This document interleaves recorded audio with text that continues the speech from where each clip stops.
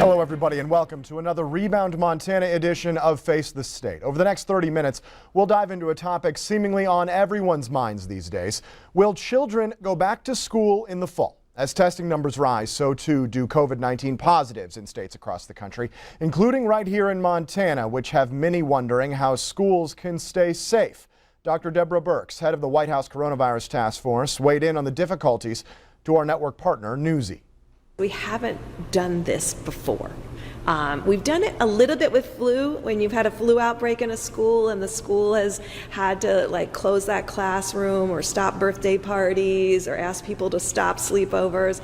You know, it's going to be like that, but in a different way. And I think we have to be more quickly responsive because of the amount of asymptomatic spread. What we do know is children in general that don't have pre-existing conditions, aren't being treated for cancer or other medical conditions, actually do quite well with the virus. Right now, the CDC guidelines are quite good, but very, very specific without showing this is how you get to that same answer and that same safety construct, but here are 3 ways to get to it, because each school may be different. Some of them may be in areas where you can have outdoor classrooms. Some of them may be in areas where there's a very large gym that could be easily sectioned off and increase ventilation. Educators around the country are being presented with a number of different options. For the rest of the show, we'll be talking to Greg Upham, superintendent of SD2 in Yellowstone County, the largest school district in the state, about the scenarios still in play for his schools, the challenges still being presented, and ultimately what he believes will happen when the August 24th opening date arrives. Greg, thanks so much for being with us here today. I know it just continues to be as hectic as possible in your line of work. Tell me, at this moment in time, what is the most up-to-date information you can say about if Montana schools will reopen in the fall? Well, as far as I know, Casey, we plan on opening on August 24th with live instruction. We are in the planning process right now of what does that look like. We're trying to take as complicated and complex issue as we can and simplify it into a plan that, 1, people can understand, and 2, we all can execute.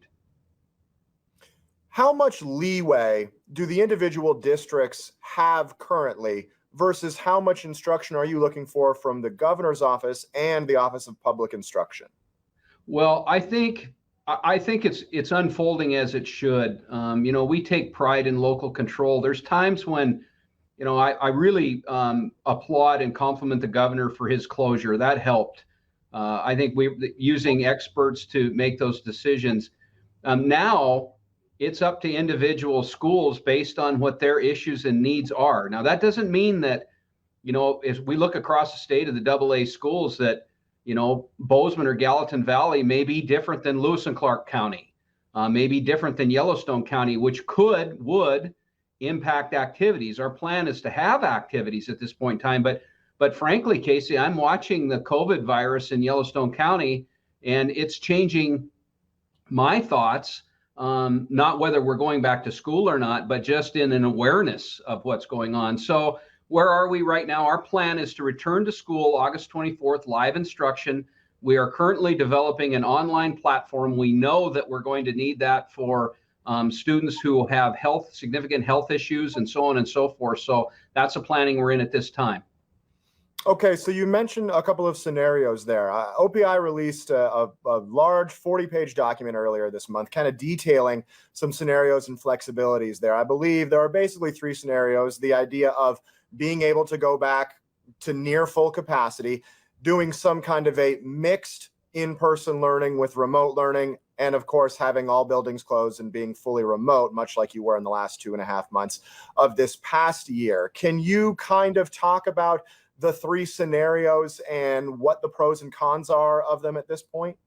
Very much so. So if we look at this from a holistic approach, what we would want, there's a couple of value variables, if you'll let me use that terminology. Value variable is the quality of the teaching and instruction. One of the things we learned from being in remote is kids do much better with live instruction. That's a given. We had a small percentage of students that excelled, but the majority of our students either held their own, and we don't hold our own, we usually grow, or two, we're disengaged completely. Okay, so it would be best for everyone if we could come back to live instruction. That's a given. If we can't, if we come into a hybrid model where we reduce enrollments, so let's use West High, for instance. I think it's a great analogy or great metaphor example for this conversation. Billings West High School is projected to be at 2,200 students next fall. Okay, if we reduce the enrollment to 1,100 per day, do we gain from that? That's a question that I'm asking our health officials at this point in time, because the disruption that it creates in the community, meaning parents working, so on and so forth, and could be compromising education, do we gain from the transmission of the virus? My question is, we can't control what happens before 8 a.m., nor can we control what happens after 3 p.m., and so we can control between 8 and 3, but if we control between 8 and 3 and we can't control before or after, have we gained anything if we reduce the enrollments by 1,100 students? Now let's make that even more complicated. Let's go into an elementary school of 400 elementary students and we reduce the enrollment 50% there. So what are families going to do with childcare when students are home, whether it be a couple days a week, every other day, whatever model that we choose to go with reduced enrollments has some significant impacts with our homes and in the community. That being said, the overall safety for everyone involved is critical. So there's some very, very important decisions moving forward on what does it look like. The whole idea of reducing enrollment in schools is to reduce the transmission of the virus. Okay, but do we reduce the transmission of the virus if we can't control the variables before school and after school? I don't know that. So I'm not opposed to any of this or anything like that. Those are just the discussions we're having at this time.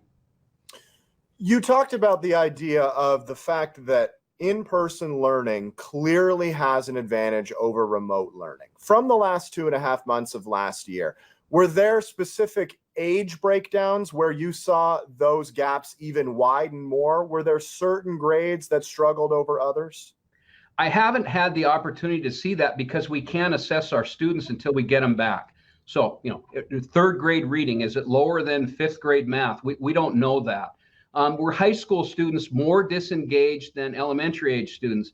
Well, maybe, but until we're able to get our students back and get that assessed, I can't really say, other than, Casey, homes that have socioeconomic challenges, which we see all the way through, may not have been able to have the internet service that was needed, or we may not have been able to get the internet service to them soon enough, or their inability to get to school for transportation to receive the packet learning because we went with dual platform. Those are all factors in this. So the one thing I can say confidently is there's a reason why we have a teacher in a classroom and there are students, and the personal issue that goes with that. Because frankly, we're talking about academics right now. The social emotional is as much of a concern too with all of this. Sure. Let's go back to the idea of reduced enrollment. Do you guys have an idea of what that would look like? You mentioned a couple of things, whether it would be every other day or a couple of days a week. I mean, if you try to go 50% capacity in a school, are you basically going to choose half of the students and say, okay, you half can come here on Mondays and Wednesdays, and the other half can come here on Thursdays, Tuesdays and Thursdays? Or would it be an alternating week scenario? I mean, are there kind of everything on the table, or have you guys narrowed down your focus on that? We're still looking at everything. All of the above, Casey. It's the challenge is when you reduce your enrollments, what do you do with your students? Their other ones are going to be home. So that puts an enormous impact on the community, on the workforce, those types of situations. So I can say that we're looking at everything. Now, also, there are some models out there where everyone comes to school and then you do block scheduling where you just don't move your students as much. Okay, well, are we trained well enough to do those kinds of things? And does that gain in the reduction of the transmission or the potential transmission of the virus? I don't know that. And so reaching out to healthcare professionals and so on and so forth, working through that. So We're just everything is on the table right now, and we're coming up against a timeline because people need to know. And our goal is to get this information out as soon as possible. But we want, as I said at the beginning of this interview, we have to take a complex issue, simplify it, and then make sure that we can execute it. And if we are executing it, that it has the benefit, the risk reward that we would want moving forward. Because at the end of the day, two things have to occur when we do this. Number one is, to the best of our ability, we'll address the safety. That's a given. But also we need to make sure that the instructional platform that we put forward is in the best interest of the children, because right now we've got a generation of students who have not been in school for 6 months. And I have concerns about that. That leads me directly into my next question. The subheader for this OPI document, I believe, says putting Montana students first. And so how do you balance the idea of safely protecting not only them, but your staff and administration from the spread of COVID-19 versus the best possible instruction that you can give them to help them move forward with their schooling in the future? How is that balance struck? Well, I think it's struck through conversations with medical and disease professionals. We need to know what the risk is of transmission, one, within a school, but two, to the community, depending on the model that we put forward. And that model that we put forward then falls to our expertise to say, this is the best situation we can produce educationally at this time. Then I think all of us can sleep at night. But if we don't have the answers to the questions, and frankly, right now we don't, no one does, then it causes apprehension to occur. But here's another thing too, Casey, for all of us. There's risk in this. If we go back to school, which I'm assuming we will, and I'm supportive that we will, whether we're in all back in place in one place or we're in a hybrid model, there's risk. And I think we need to say it out loud that there's risk involved with going back, and we have to learn to deal with it. How much of the burden falls on the students and how much falls on the staff and the administration? I mean, you talk about elementary schools. These are kids ages, 6 to 10 and 11 years old who just might not quite grasp everything going on in the world with COVID-19 and the way that it can spread. So how much burden falls on, I guess, the adults in the building? Well, let's talk about it this way. Here's two things. And as a superintendent, this is what one of the guiding principles, that this will be the first time that I've said this out loud publicly. But when we go back to school, students cannot live in fear that if they touched another student, they're going to get sick or the other student's going to get sick. Teachers cannot teach with a worry sitting on their shoulders that if something happens in my classroom to one of my students, it's going to be my fault, or that I come down with the virus. That's a very, very difficult human emotion to work with. And that's what we're going to have to do moving forward. You talk about creating that environment of fear, which I'm sure would then trickle down into the ability to teach and learn. Is that correct? Exactly. When we go back to school, we have to know that there's risk and that we're doing the best possible thing we can without creating additional or added anxieties for our students and staff. Learning is challenging enough. Teaching is challenging enough, yet having to worry about what's going to happen. That's easier said than done. So that's another hurdle that we have to address and approach and work through. You talked about it early on when it comes to activities, not necessarily in the classroom, but things that are extracurriculars in schools. I think a lot of people are questioning. I mean, I obviously have a large sports background here at the station. And so I think a lot of people are wondering what happens with activities in sports in the fall.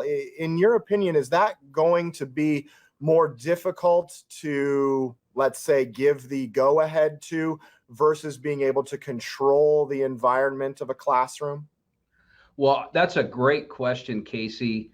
because if you think about West High, and if we were to reduce the enrollment 50%, 2 days a week, every other day, 3 days a week, this week, that week, but yet all of the students who practice with the football team come together at 3:30 in the afternoon, what have we really done, right?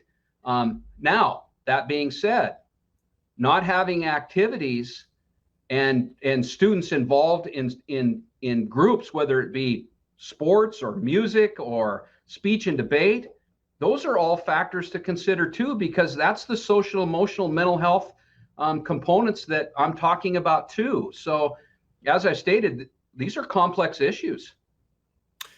There's a lot of states going around that are putting in orders to require masks for all indoor gatherings. When it comes to the issue of masks, is that something that you guys are strongly considering, especially with your staff, when it comes to going back to in-person classes on August 24th? Absolutely. And that's because of where the evolution of the COVID virus in Yellowstone County is right now. Initially, I had shared that I wasn't in support of the masks unless we absolutely had to have them because of the management of them. Try and keep a mask on a kindergartner, right? Try to keep a mask on a senior. It's going to be a challenge, but again, nothing is going to be the same for any of us, and we need to accept it, say it out loud, do whatever we need to do. So, in fact, I just gave a directive for our employees that are in SD2 right now, that when we are in the office, we have to wear a mask if we're in the vicinity of other people or we can't socially distance effectively.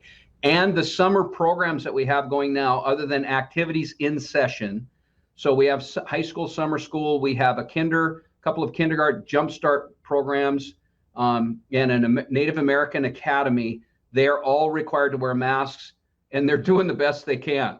Right. So we're stepping forward. Right.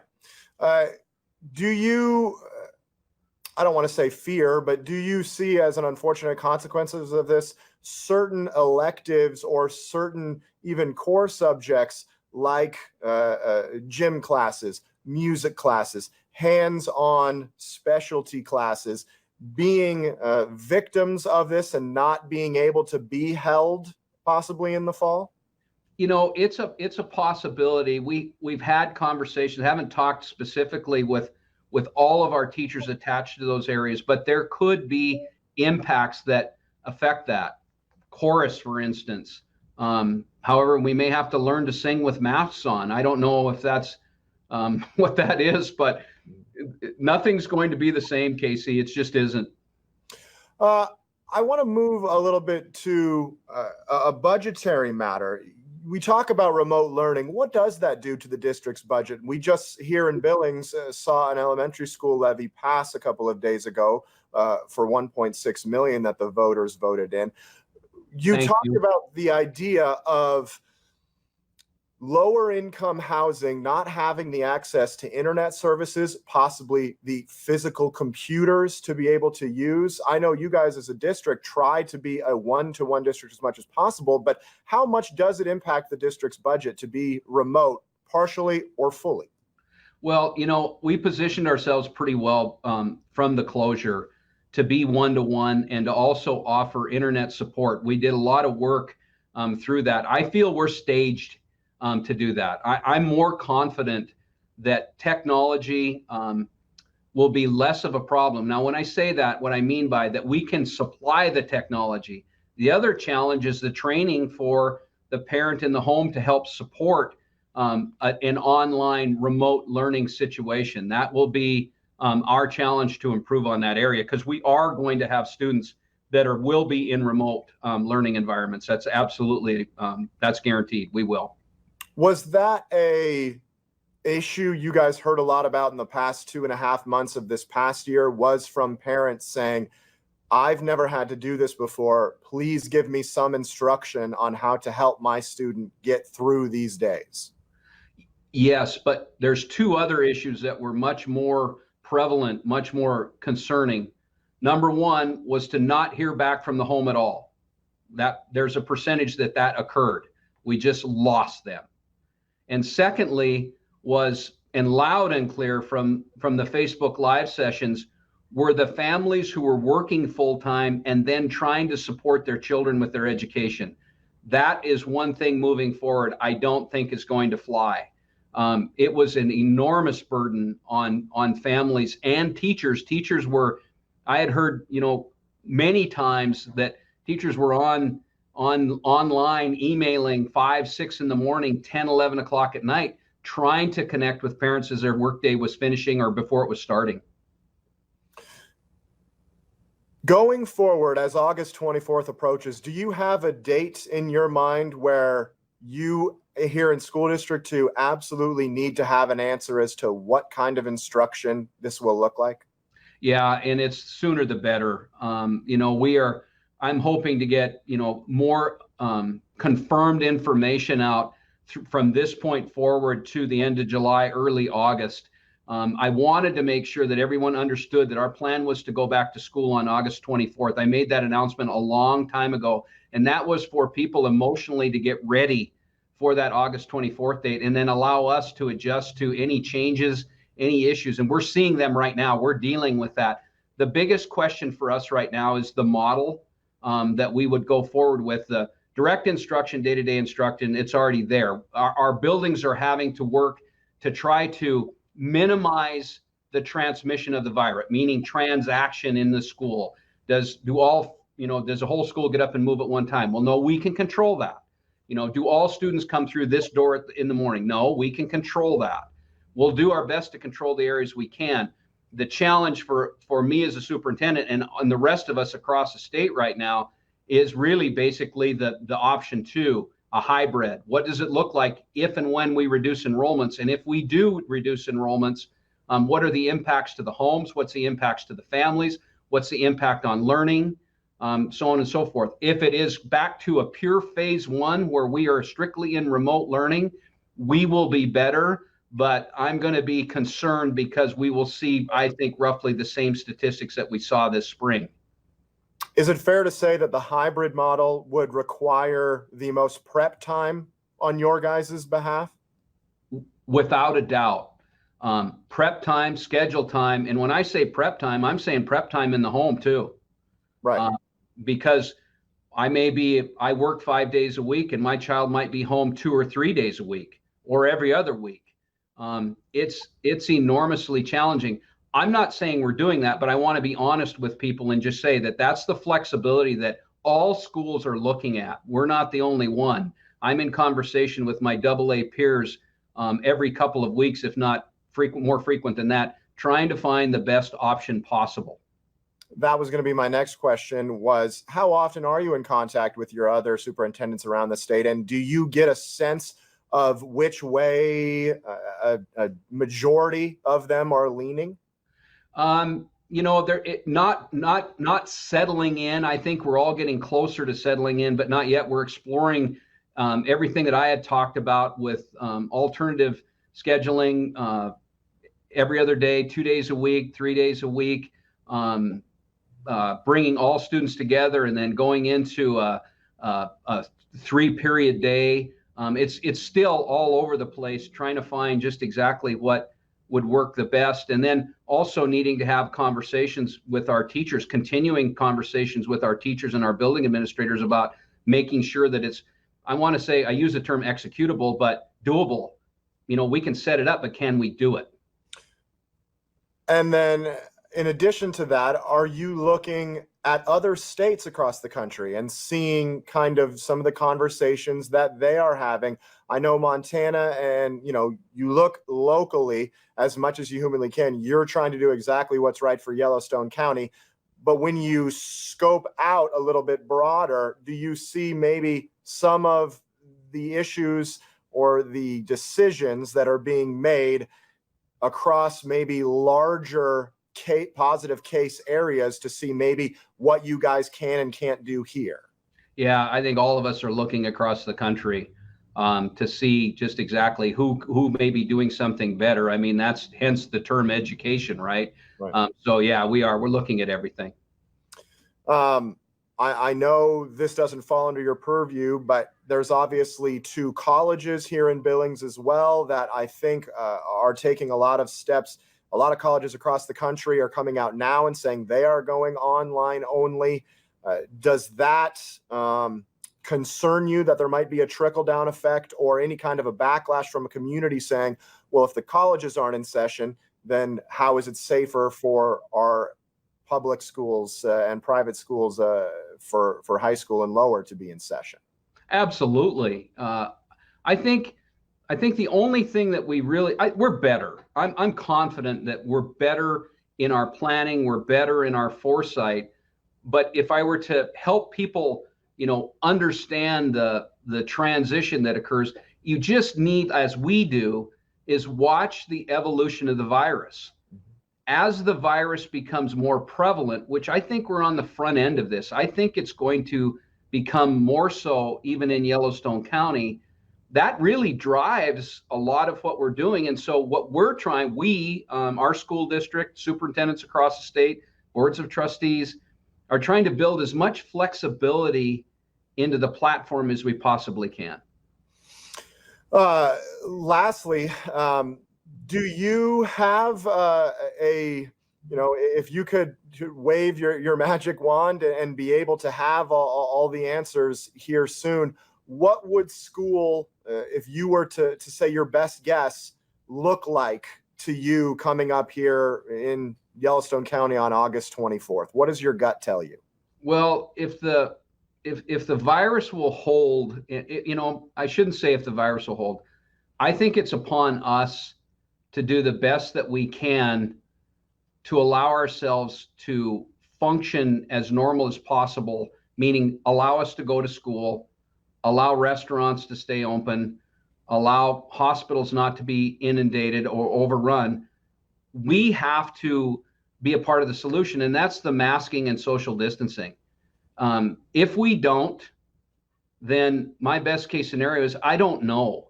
I know what's in the best interest for our kids in the community is to be at school in a normal situation. That's it. There's nothing better for us that we can do. If we have to go to a hybrid model, then we will consider that. If we have to go into remote, then we'll consider it. But I really believe, Casey, that to a certain extent, we control our own destiny. So if we want to be normal, then we're going to have to restrict ourselves in our social distancing and masking. It's just a given.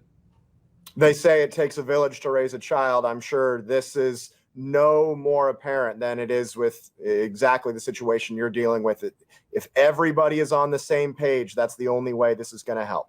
And our students, they need to understand, especially those that can understand, that if you don't practice the social distancing and you don't wear your masks and you're cavalier about it, then how do we stop it? How do we stem the tide? Right. There's no vaccine out there right now, so we control a little bit of our own destiny. Sure. Greg Upham, thank you so much for joining us here. I really appreciate your insight. And in the 6 weeks from now until August 24th, we wish you all the best. Thanks, Casey. And thank you to our community for the support of our levy. Greatly appreciate that. Thank you so much. We'll continue to monitor COVID-19's impact on Montana schools. Thank you for joining us on another edition of Face the State. We'll see you back here next Sunday.